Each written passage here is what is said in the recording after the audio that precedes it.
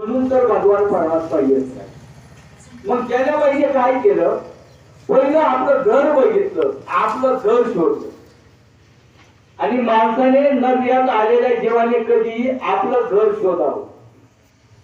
ते नुसतं बोलण्यापुरतं नसावं, तर ते आपल्या कृतीत असावं.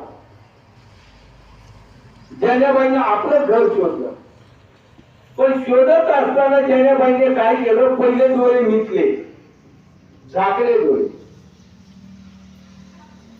श्वासावर लक्ष टाकलं, श्वास मंद केला, स्थिर केला, शांत केला.